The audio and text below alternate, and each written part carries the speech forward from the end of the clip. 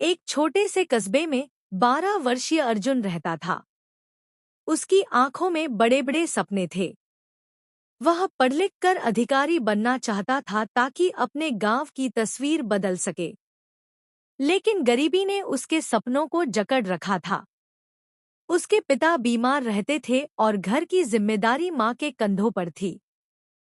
मजबूरी में अर्जुन ने स्कूल छोड़ दिया और पास के एक पटाखा कारखाने में काम करने लगा।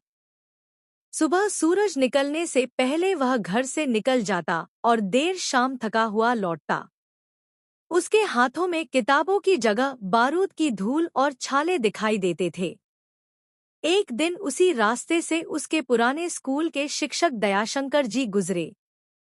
उन्होंने अर्जुन को कारखाने में काम करते देखा तो उनकी आंखें भर आईं।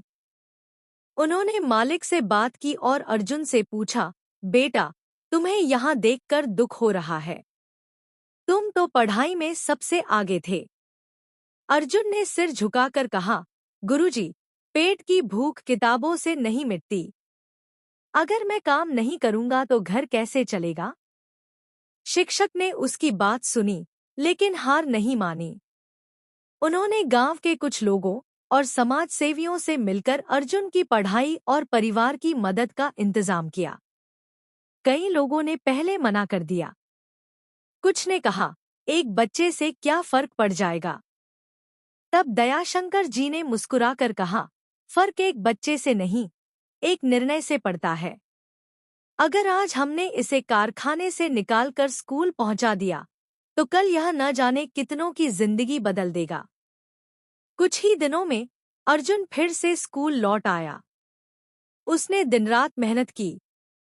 वर्षों बाद वही अर्जुन कठिन परीक्षाएं पास कर प्रशासनिक अधिकारी बन गया। पहली नियुक्ति मिलते ही उसने अपने जिले में बाल मजदूरी के खिलाफ विशेष अभियान शुरू कराया। जिन कारखानों में कभी बच्चे काम करते थे, वहां अब कानून का पालन होने लगा। कई गरीब बच्चों को छात्रवृत्ति मिली और सैकड़ों बच्चे फिर से स्कूल पहुंच गए। एक समारोह में अर्जुन ने कहा, जब बच्चे कारखानों में मिलते हैं और स्कूल खाली दिखाई देते हैं, तब किसी भी देश की तरक्की अधूरी रह जाती है। असली विकास ऊंची इमारतों से नहीं, पढ़े लिखे बच्चों से होता है। पूरा सभागार तालियों से गूंज उठा। दयाशंकर जी की आंखों में गर्व के आंसू थे। उन्हें महसूस हुआ कि उन्होंने केवल एक बच्चे को नहीं, बल्कि एक पूरे समाज के भविष्य को बचाया है। शिक्षा ही वह शक्ति है जो गरीबी की जंजीरों को तोड़ सकती है। इसलिए बच्चों के हाथों में औजार नहीं, किताबें होनी चाहिए।